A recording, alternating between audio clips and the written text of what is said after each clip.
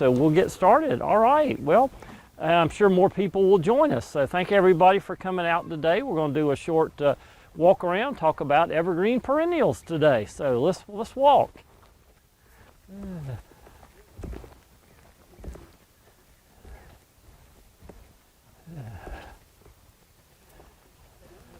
So as we were just chatting, one of the reasons we do the winter open house is because we want people to realize that there actually is life in the winter. Most people's gardens in the winter that we see are pretty much brown mulch, and there's so much more. We'll start with a couple of favorites. One is the wild gingers. This is the genus Asarum.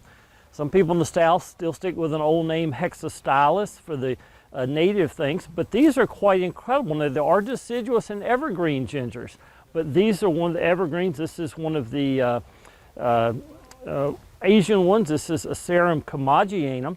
Right beside that is another plant, first cousin to hostas. This is basically an evergreen version of a hosta, and it's the genus Rohdea.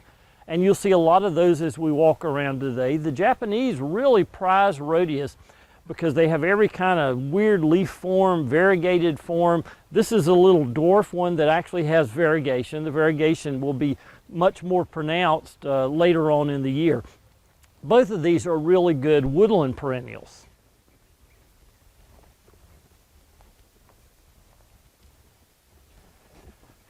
We'll pass a lot of ferns today, and ferns that are evergreen, but evergreen doesn't mean they're going to look great all winter long. So generally by the end of the winter, the majority of the evergreen ferns could be cut back. So we're just getting ready to go in the next couple weeks and cut these back and let the new foliage look nice, quite obscured, unobscured by the old dead foliage. We've just done the same back here with the liripes and mondograss, both of which we're cutting now.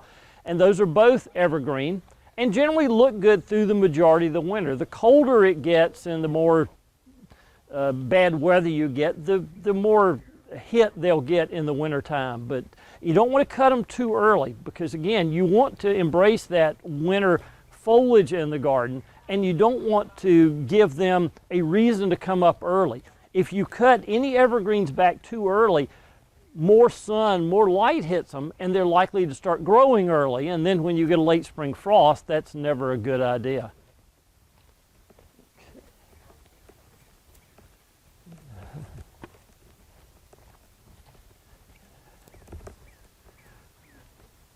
One of my favorites is the plant growing right at the base of the bamboo over here. This is an evergreen Solomon seal.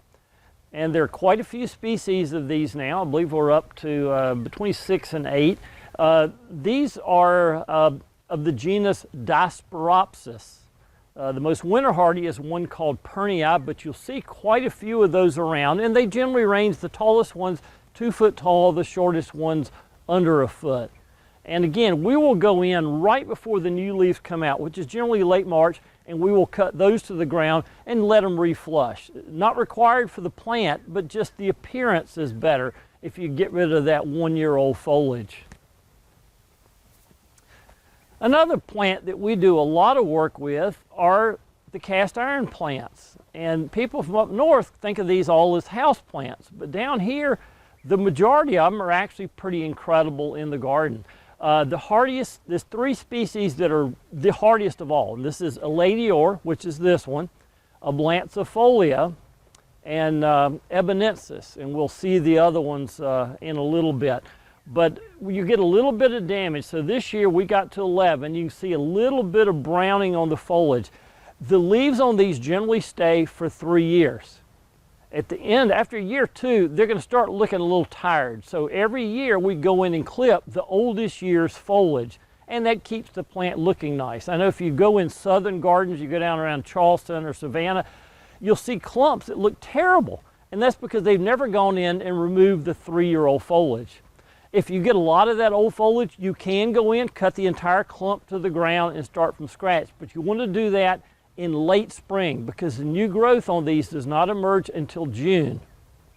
So whatever you do, you don't want to cut them off too early. Then you're left with nothing or a bunch of stubs. They won't come back out of that? They will eventually. But if you cut them too early, they're evergreen for a reason. They need to hold on to foliage. And so if you cut that back in fall, it'll take it a couple of years to come back. So you want to cut it as close as you can to when that new foliage emerges. That's the key.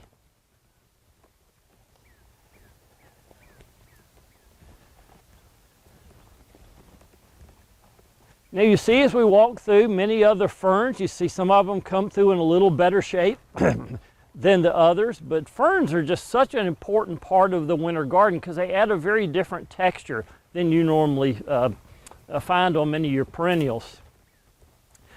Now, it's a very interesting fern that we've been doing a little experiment about, and these are the tongue ferns. This belongs to the genus Pyrosia. These are epiphytic ferns. In the wild, in Asia where they grow hanging on trees.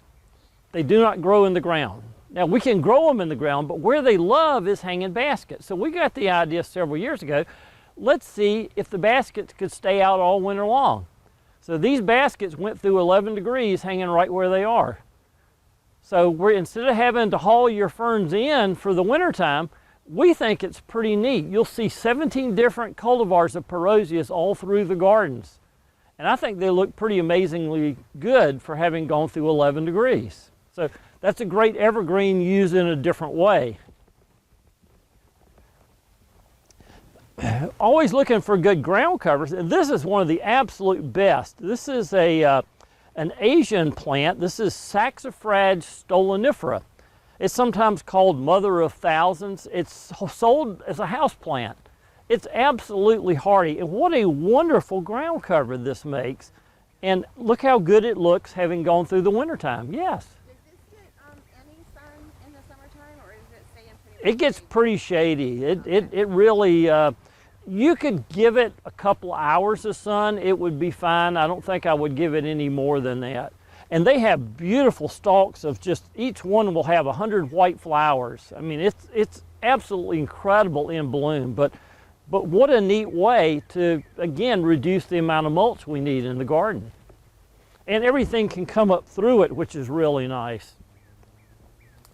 So we looked earlier at one Rohdea, here's another Rohdea, so you can just see the diversity within that genus.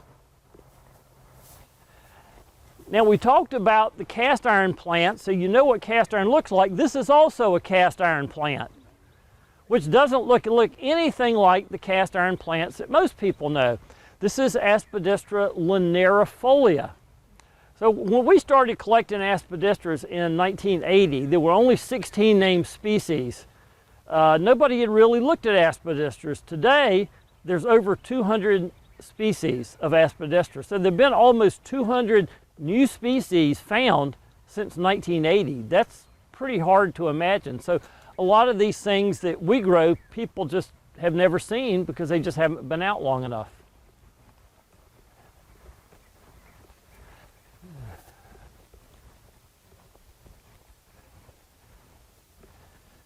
So here's the same thing growing side by side. This is the conventional cast iron plant. This is the new one we just showed you.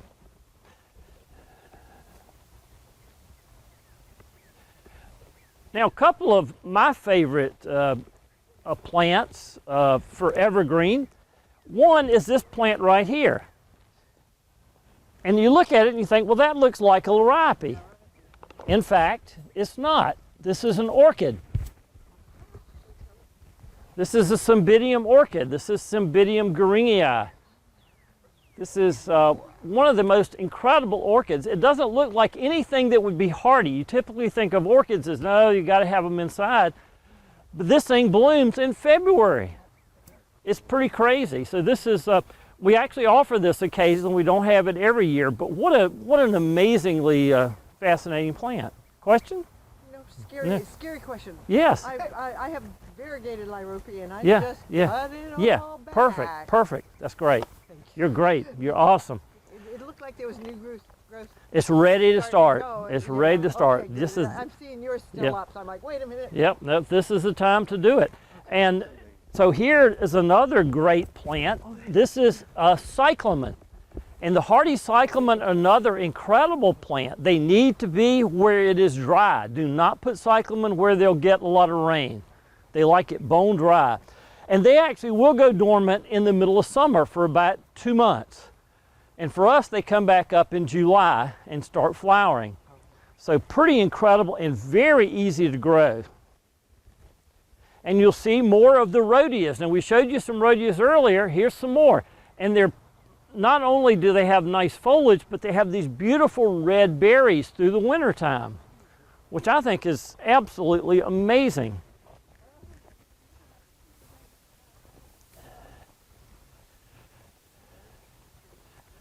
Now you're coming by one of our best native ground covers, this evergreen.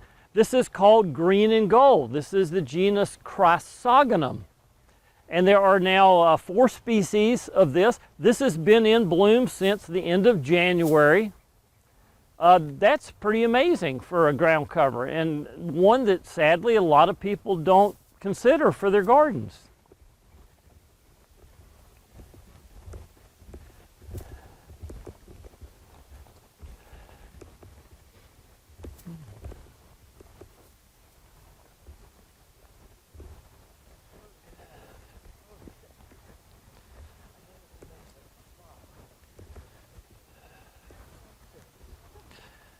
And another plant that's not technically evergreen, but it comes back up in fall, is this plant. This is also a native.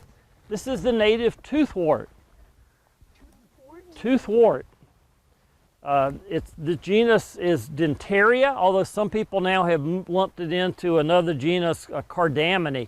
But what a wonderful ground cover. This will just starting to bloom here in the next a couple of weeks. This is Dentaria diphylla, D-I-P-H-Y-L-L-A.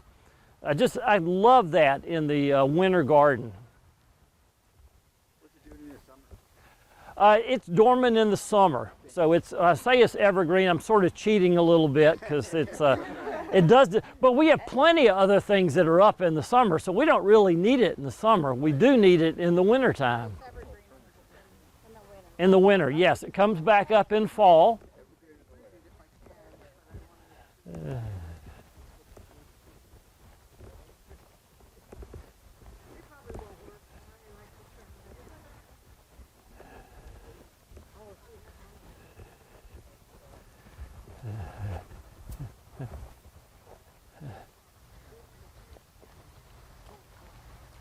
So we talked earlier a little about larapes and mondo grasses. So here's some mondo grass here. This is the famous black mondo grass. So we will go in the next couple weeks, whack that off at the ground, and it'll reflush very quickly. And then here, another clump of the Rohdeas that we showed you earlier. This is more close to the typical species and not one of those crazy selections that they made. But the beautiful red fruit is amazing.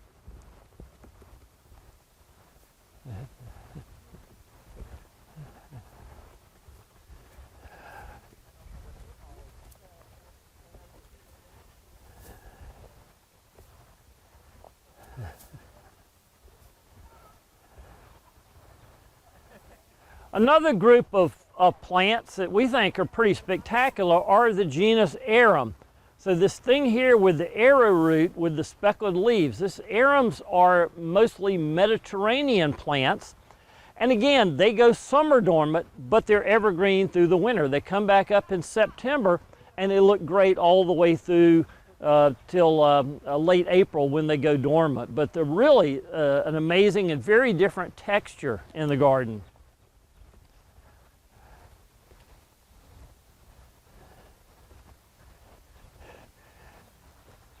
And another odd group are the ruscus.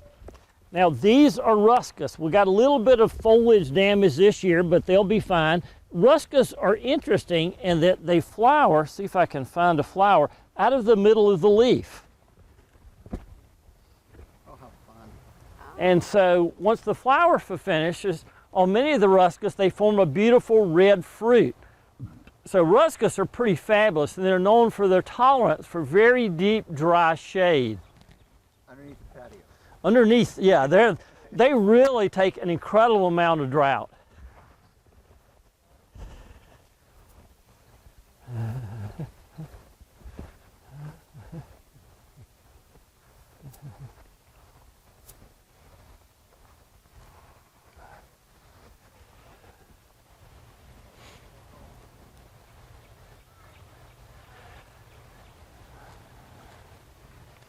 Another couple great evergreens right here. This is called lungwort or pulmonaria. This is a native to the Balkan regions, and these do stay evergreen through the winter. Now, they get looking a little ragged, so we've just gone in the last week, pulled some of the old growth off, and they're just beginning to flower. So they have these bicolor flowers of blue and pink, which we think is really quite nice. Another ground cover right behind you, if you look at the small, let's see here, I'm gonna step back between you. Right here, this is a really neat little veronica. This is Veronica officinalis. Not really touted generally as a garden plant, but we find it absolutely amazing. And that makes fairly large patches, little short flowers, but a wonderful, again, evergreen mat. We're just looking for anything that'll cover ground that's not called mulch in the wintertime. Looks like this pulmonaria probably gets some sun. Is it morning maybe? It does get morning sun, so this is, actually we just had a tree that died, so it'll in another year it will not get any more morning sun. But pulmonarias are pretty tolerant. They grow in very deep shade in the wild, but they actually have pretty good tolerance.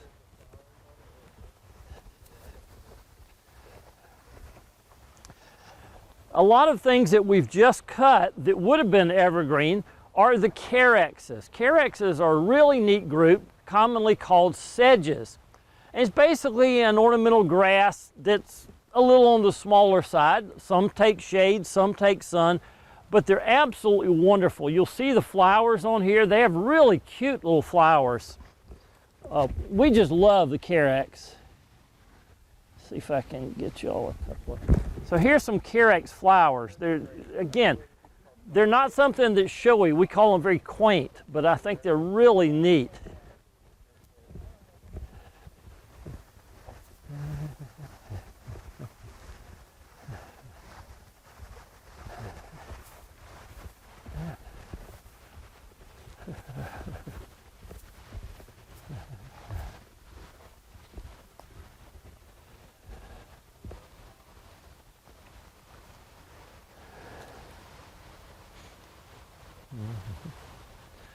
You see as you walk through another of those tongue fern hanging baskets, a little bit of foliage damage, but I think for 11 degrees, that's pretty darn amazing.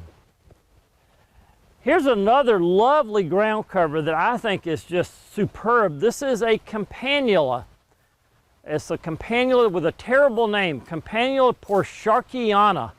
It's got a lot of letters in it, but what an amazing ground cover. It doesn't take over, it's not a weedy ground cover, and it has beautiful blue flowers that will open up probably in another 3-4 weeks. What's the name variety of that one? This actually is an unnamed one, but the one that's common that we sell is Cam Good, C-A-M-G-O-O-D. Man, that plant is great. So we talked earlier about some carex. Their carex are from literally all over the world. This is a Japanese one. This is one of the many variegated carex, and those came through the winter looking pretty darn good. We'll probably still clip those back just to make sure we don't have any dead foliage obscuring the new growth. How long does it take after you cut it back for it to flush? Just a matter of weeks. Yeah, really fast. Yes, question? No, these start reflushing almost immediately, so I would cut them right now. The things that don't reflush to June would be really your aspidistras. That's really the main one that doesn't come back early. Most everything else reflushes really fast. We bought the Question? carex here, Yes. and I have it completely surrounded in our house in Pennsylvania. Completely surrounding our 11-foot by 17-foot koi pond. So Yeah. if you propagate it, Yes. if you want to spread it, it really doesn't Yeah. spread. No, they're spreading carex and they're clumping carex. This is a clump one. These are probably been in there a decade. Yeah. Now, if you ever want to divide one of the clumping carexes, do it in the winter. If you divide it any other time of year, it will die. Carex are really funny about that. So, yeah, you divide that. You can divide it in summertime. You'll get 100, and 99 of them will die, and you're back to your original one. So, wintertime.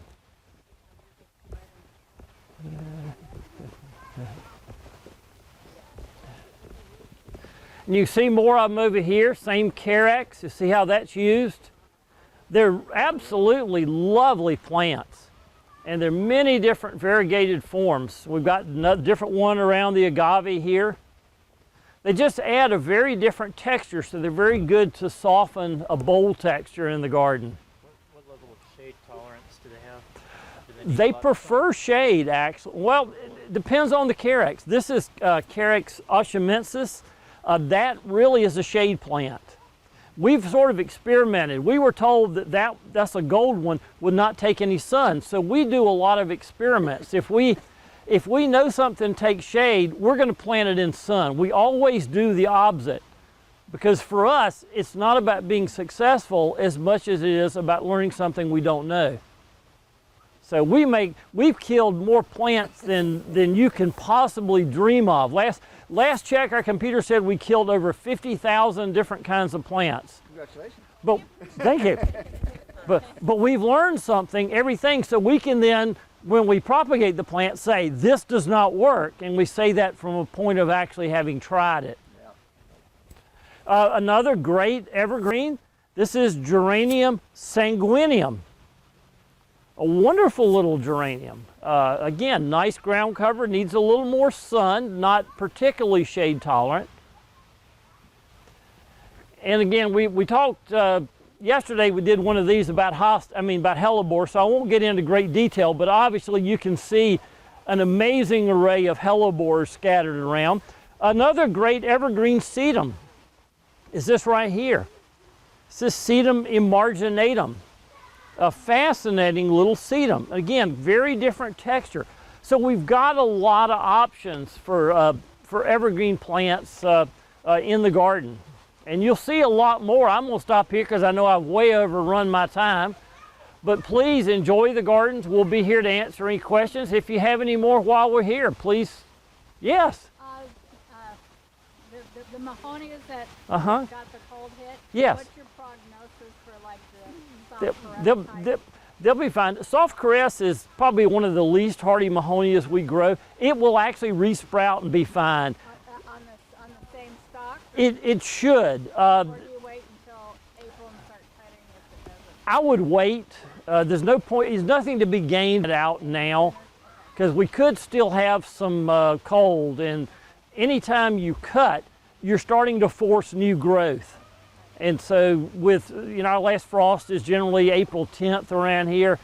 Yeah, I'd wait on that, see what the damage is. I just was back from Atlanta last weekend and got to see the original soft caress, which was selected by a friend of ours, and they got 5, and it really looks ugly. So it appeared that the stems are okay, but we won't know for sure till a little later, so I'd wait. Great question. Yes? Can you point me into the direction of a garden that you have around here that only gets afternoon sun, like from 1 to 7 p.m.? Do you have anything like that? We do. Let me just, it's going to be easier for me to point you into, that's west. Okay. That's west. So anything that you have, you would see west, because it really does vary on what side of the beds you're on. That would be north. So the west sun is where your most extensive, your heat is going to come. So this area where we are right here gets blasted by west sun in the afternoons. So sun, it really does matter. I mean, generally we classify shade or light into 4 categories. You got sun, or full sun as we call it. You got part sun, which means generally you get less than 6 hours a day of sun. So 1 to 6. Then you got light shade, which means you never get any direct sun, but you can actually see blotches of sun on the ground. And then full shade, which means you never see any sign of sun on the ground. And so as long as you understand those are your 4 conditions, you can better site your plants. So everything that we offer in the nursery, we will say full sun to light shade, and that gives you the range of conditions, but do understand those.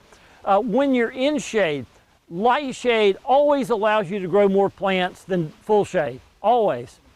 So what we do is, where we have trees, is we are raising up the canopy. And a good example would be down here if you see these pines. So about 6, 7 years ago, stuff in here just started going backwards. It just was not growing. So we came in, got us a really tall pole saw, and we started cutting off the lower limbs, so we didn't have to remove any trees, but we're able to lift the canopy. Because the more layers of branches that the light has to go through, the less light is going to get to for the floor.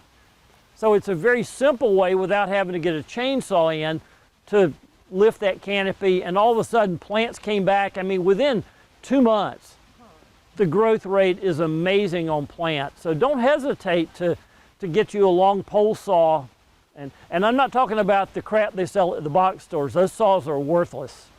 You want to buy a real saw, something like a high-tie saw, Haytai. Those are well balanced. You can get them to over 20 feet. They're really incredibly easy to use. Sorry, I went off on a tangent there. Any other questions? Yeah. We like your tangents. Okay, sorry about that. I'm soaking up everything I can get. Yeah, if you're into really saws like I am, there's a company called Silky Saws on the internet that is amazing. They carry a lot of the real high quality Japanese saws, and the Japanese have really got saws down. I mean, they're more cool saws than you can imagine.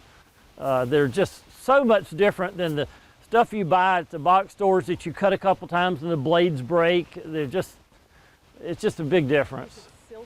SilkySaws.com. I'm But so thrilled to see your fern, because I bought that one. oh, the cycads here? Yes. Uh-huh. Mine is looking like that, and I thought it died. No, all the cycads, you see the big one right up there by the corner of the house, they will always lose their foliage anything below about 16 degrees. But they're fine. Now, we will not cut them back yet, because it takes 4 weeks for the new growth to come out.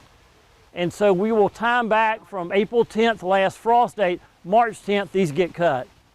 Because you don't want that new growth coming out in the middle of winter. So people that are neat freaks wind up actually hurting their plants by cutting them back way too early. And that's Iris Casada? Right here? This is Iris tectorum down here. This is a roof iris. And that's semi-evergreen. And you see a lot, we've passed a lot of these today. These are surprise lilies, or hurricane lilies if you're from Louisiana.